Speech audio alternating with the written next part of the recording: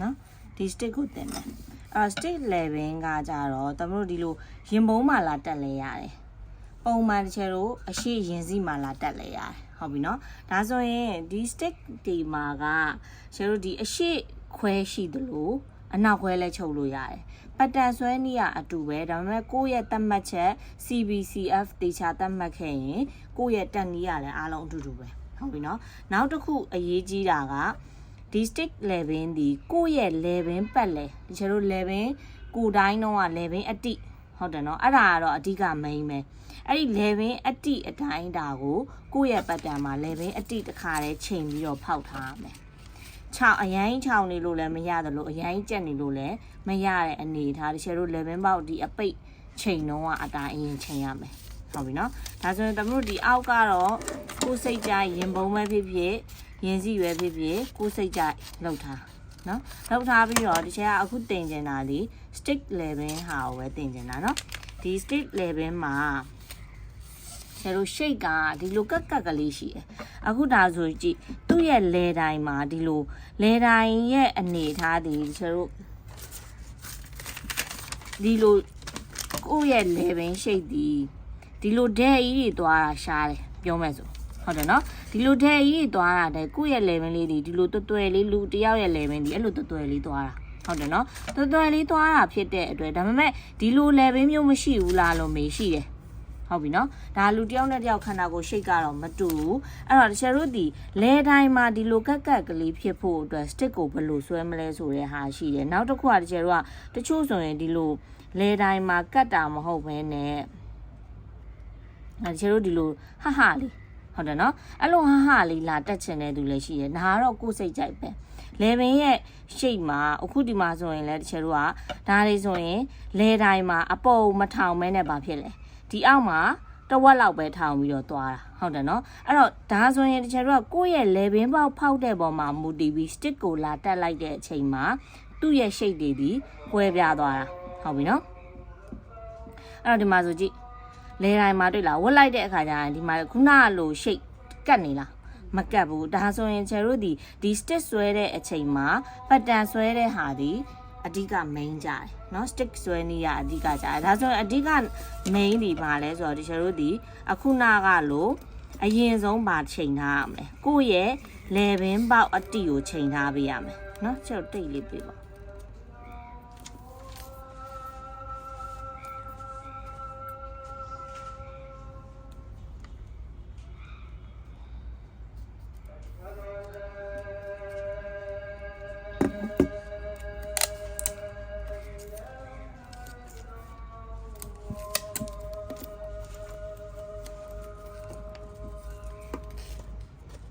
ဟုတ်ပြီနော်ဒါဆိုရင်ကျတို့ဒီသူ့ရဲ့ပခုံးချင်းကတ်မယ်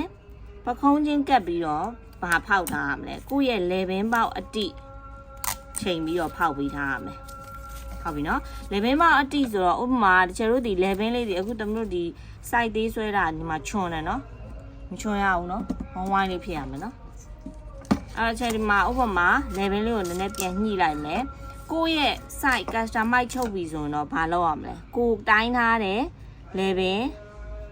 အတိုင်းတာဟုတ်ပြီနော် level အတိုင်းတာနဲ့ဘာလုပ်ပေးထားရမလဲတခါတည်းချိန်ပြီးတော့ level လေးကိုဝိုင်းဝိုင်းလေးဖောက်ပေးထားရမယ် level နေဖောက်ရင်နော်သတိထားနော် level အဝိုင်းအတိနောက်တစ်ခုကအခုလို stick တက်တော့မယ်ဆိုရင် level နေရာတွေဒီချွန်နေလို့မရအောင်နော်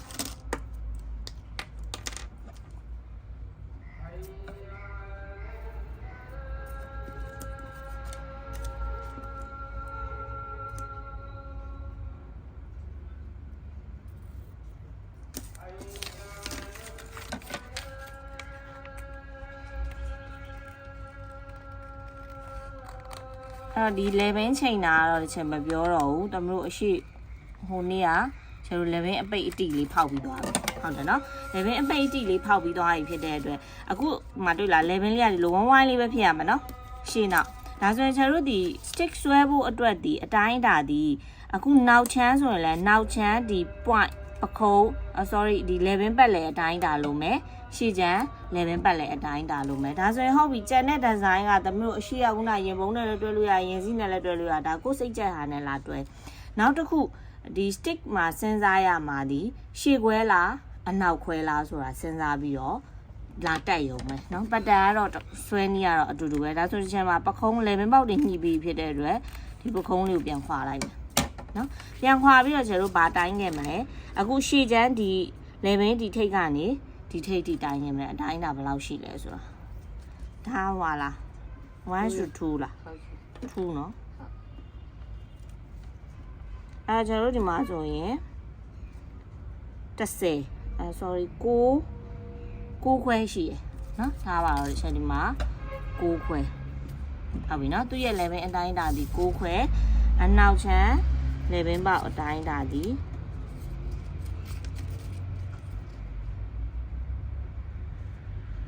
8ရှိတယ်ဟုတ်ပြီเนาะဒါဆိုနောက်ချမ်း level ဒီ8အရှိ level ဒီကျတို့9ခွဲရှိတယ်ဒါဆို stick ဆွဲတဲ့အခါကျဒီ level တန်ဖိုးယူပြီးဆွဲရမယ်ရမယ်နော်ဒါဆိုဟုတ်ပြီကျတို့ stick ဆွဲတော့မယ် stick ကတော့ကျန်အကြီးနဲ့ဆွဲပြလိုက်နော်ချုပ်ပြီးရင်အကြီးပြီး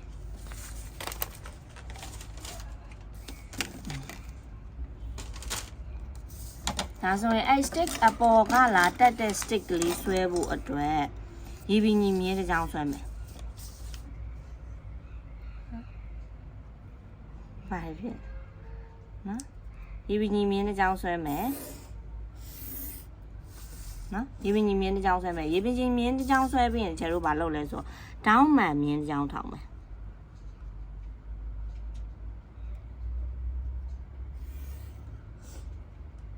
ထိုင်လို့ရပါတယ်အဲ့တော့တောင်းမှန်မြင်းတစ်ချောင်းထောင်မယ်ထောင်ပြီးသွားပြီဆိုရင်ကျတို့ကဒီ stick လေးကိုဆွဲတော့မယ်ဆိုရင်ကိုတက်မတ် stick အပြားလေးဒီဟုတ်ပြီနော်ဒီကနေဒီအပြားလေးဘယ်လောက်လိုချင်လဲစဉ်းစားဒါဆိုရင်ကျတို့ကပုံမှန်အားဖြင့်ဒီအပြားလေးဒီ2.5 3အလွန်ဆုံးပဲလဲတိုင်းရှည်တဲ့သူမျိုးဆိုတော့တက်လို့ရတယ်3.5တချို့ဆိုတခြားနည်းနည်းအပြားကြီးကြီးလေးတက်တဲ့လူရှိရဲဒါကတော့ကိုယ်စိတ်ကြိုက်သွားလို့ရတယ်ဒါပေမဲ့အခုသူတက်ထားတဲ့အနေထားလေးဆိုတချို့3 cm အပြားလောက်ပဲရှိမှာဟုတ်ပြီနော်ဒါဆိုရင်ကိုတစ်ခုစဉ်းစားရမှာဒီလိုဒီအပြားလေး size ဒီဘယ်လောက်လိုချင်လဲစဉ်းစားမယ်ဒါဆိုဟုတ်ပြီဒီချက်က3အပြားလေးယူမယ်3ပြားယူမယ်ဆိုဒီကျတော့ဒီမှာသူ့ရဲ့အခုနရေပင်ကြီးဆွဲလိုက်တဲ့အပေါ်ကို3 cm မြင်းတစ်ချောင်းဆွဲလိုက်မယ်ဟုတ်ပြီနော်မြင်းတစ်ချောင်းဆွဲပြီးသွားပြီဆိုရင်အခုတစ်ချက်အခုနကဒီဒေါင်းမှန်ဆွဲလိုက်တဲ့ဟာဒီနောက်ချမ်းရဲ့အလဲကျော် CB ဟုတ်ပြီနော် CB လို့သတ်မှတ်လိုက်တယ် CB လို့သတ်မှတ်လိုက်တာဖြစ်တဲ့အတွက်ဒီကျတော့ဒီကနေဒီတန်ဖိုးဒီခုနကနောက်ချမ်းလေပင်တန်ဖိုးကိုမှတ်ရမှာပေါ့ဟုတ်ပြီနော်ဘာလို့လဲဆိုတော့ကျတို့က CBD ပဲပဲလဲ CBD ဒီချမ်းဟုတ်တယ်နော်ဒီနေရာကနေဒီဟာဖြစ်တဲ့အတွက်ကိုယ့်ရဲ့နောက်ချမ်းလေပင်တန်ဖိုးဒီ8ဖြစ်တဲ့အတွက်ကျတို့ဒီမှာထောက်မယ်ဒီကနေဒီကို8 cm မှတ်လိုက်မယ်ဟုတ်ပြီနော်ဒီကနေဒီကို8 cm မှတ်လိုက်မယ်ရမလားမှတ်ပြီးသွားပြီဆိုကျတို့ဒီကနေအဲ့ဒီကနေဒီကိုနောက်ချမ်းလေပင်တန်ဖိုးမှတ်တယ်ဒီကနေဒီကိုဒီချက်ရှေ့ချမ်းလေပင်တန်ဖိုးမှတ်မယ်ဥပမာဒီမှာဒီချက်9ခွဲဟုတ်ပြီနော်ဒီကနေဒီကို6ခွဲမှတ်လိုက်တယ်အဲ့ဒီမှတ်လိုက်တဲ့ point ကနေဒီချက်ကိုဒေါင်းမှန်ထောင်ပြီးဒီကနေဒီကိုဒီ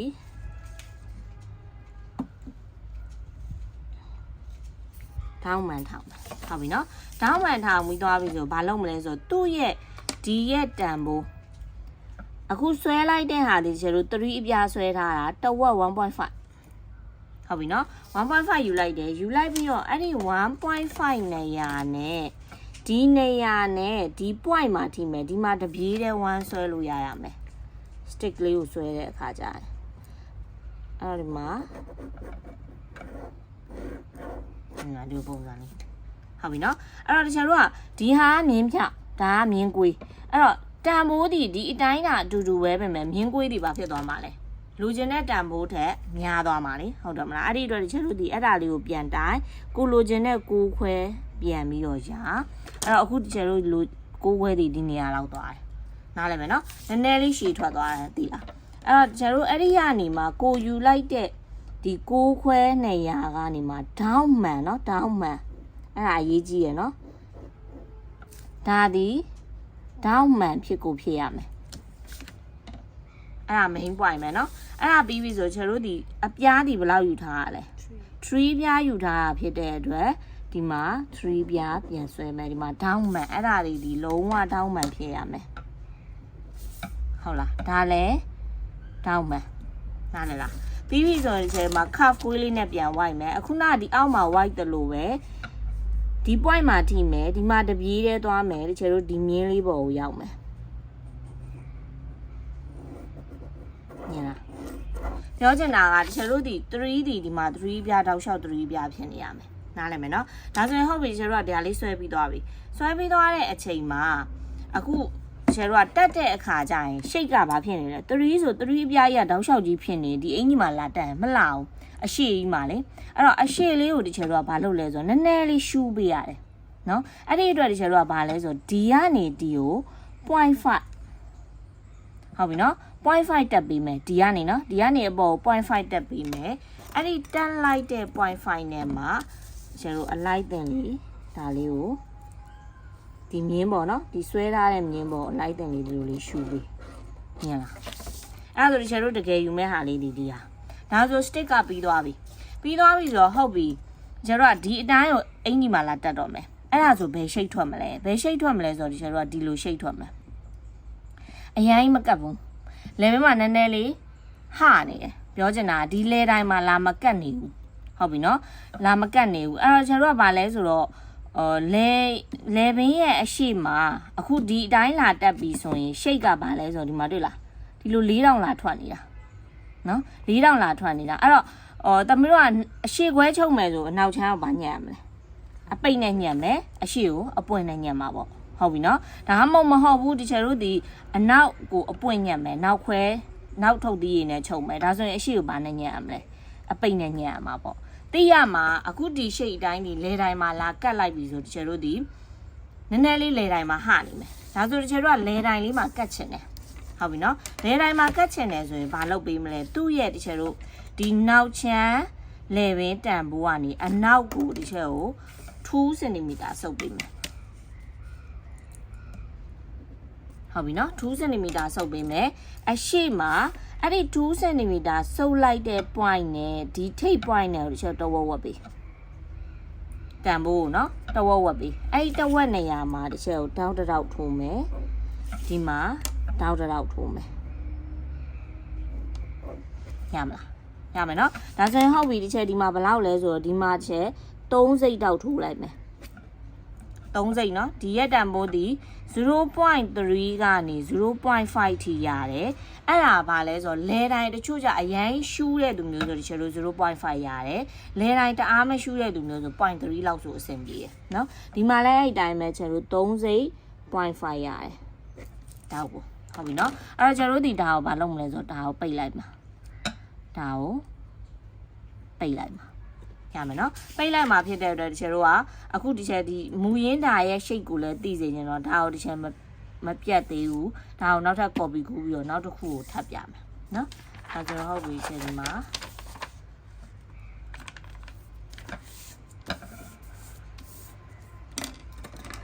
ချက်ဦးလို့ဟာ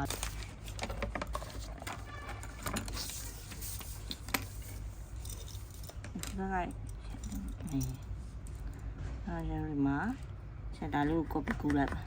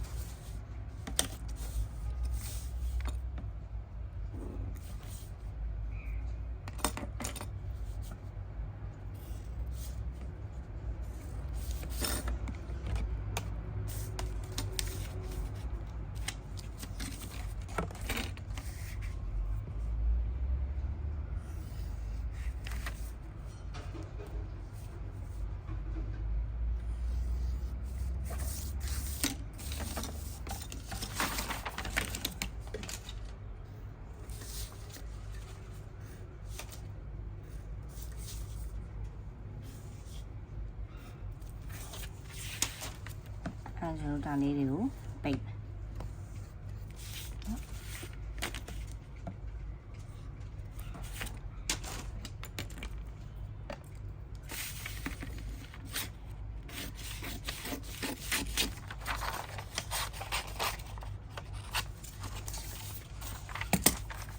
ကျွန်တော်ကဒီမှာသူ့ရဲ့ဒီတောက်ကလေးကိုဒီမှာလာပြီးတော့ပိတ်လိုက်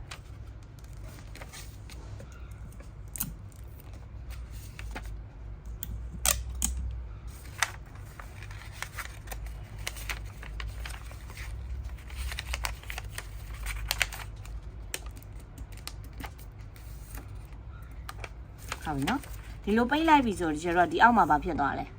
ချွန်သွားတယ်ဒီမှာခွတ်သွားတယ်အဲ့တော့ကျွန်တော်အဲ့ဒါလေးတွေကိုပြန်ပြီးတော့ cuff လေးနဲ့ပြန်ဖြီးပေးနော်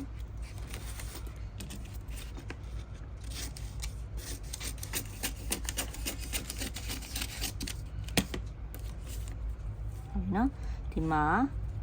လိုက်တင်လေးပြန်ဖြီးမယ်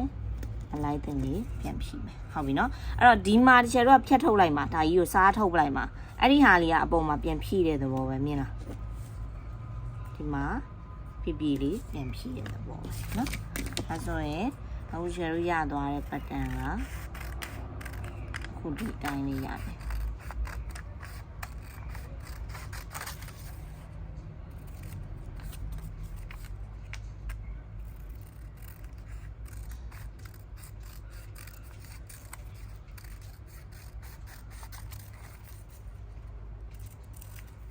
ဟုတ်ပြီနော်ဒါဆိုရင်ဒီကျတို့ကအခုဒီ shake ကလေးဟုတ်ပြီနော်အဲ့တော့မလွဲနဲ့နော်ဒါက CB ဒါက CF ဟုတ်လားဥပမာဒီကျတို့ကအခုသူ့ရဲ့ဒီထဲကအတိုင်းလေး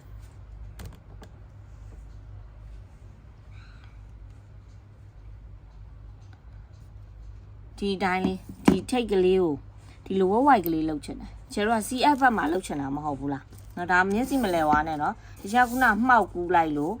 ဒီဟာ CF ဘက်ဒီလိုဟုတ်ပြီနော်ဒါ CB ဘက်တွေ့လားရှိတ်ကဘာဖြစ်သွားလဲအပေါ်ကိုကွေးပြီးတော့တက်သွားတာကွေးပြီးတက်သွားတာဖြစ်တဲ့အတွက်လေတိုင်းလေးမှာသူကဝတ်လိုက်ပို့ပြီးကက်ကလေးဖြစ်သွားတာနော်ဒါဆိုရင်ဟုတ်ပြီဒီချက်တော့ဒီလိုလေးအရှိလေးကို cuff လေးနဲ့ white ချင်တယ်ဟုတ်ပြီနော်ကိုကွေးလေးဖြစ်ချင်တယ်ကိုကွေးလေးဖြစ်ချင်တယ်ဆိုတော့ဒီချက်တော့ဘယ်နေရာကိုလုပ်မလဲဆိုတော့ဒီရဲ့ cuff ရဲ့ဒီနေရာလေးရှိရတွေ့လားအဲ့ဒီနေရာလေးနဲ့ကိုရဲ့အခုနကဒီမှာ CF လေး CF ရှိတဲ့နေရာလေးကိုရှယ်တော့ဒီမှာ 0.51 လောက်အဖြောင့်ထိမယ်ဒီမှာ2လောက်နေရာနဲ့ဒီလိုလေးဟုတ်ပြီနော်ပြပြလေးဝိုက်ချတယ်ဒီမှာဒီ 0.5 အဖြောင့်ထိကိုထိနေရမယ်နော်အဲ့ဒါပြင်ရှယ်တော့ဒါလေးကိုဒီလိုလေးညှက်ထုတ်လိုက်ရင်အဲ့လိုကွေးလေးရသွားပြီဟုတ်ပြီနော်ဒီတိုင်းလဲယူလို့မရဘူးလားအဖြောင်တိုင်းလဲရတယ်ရှိတ်က2မျိုးထွက်နေတာပေါ့နော်ဒါဆိုရင်အခုဒီဟာဘယ်လိုရှိတ်ထွက်လဲဆိုတော့ဒီချက်ဟိုမှာတက်ပြပြီအဲရုံးမှာတက်ပြပြီ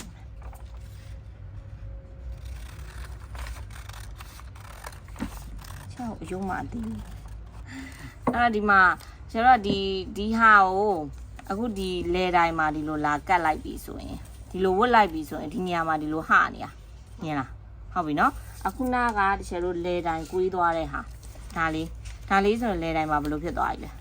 ဒီမှာကက်ကလေးဖြစ်သွားပြီမြင်လားဒါကအယုံမှနည်းနည်းလေးသေးနေလို့နော်ကင်မရာထဲမှာမပေါ်မှာဆိုလို့တချို့အသေးနဲ့ကတ်ပြတာမြင်လားအဲ့တော့ကိုကဒီမှာတောက်တွေထတ်တာများလေ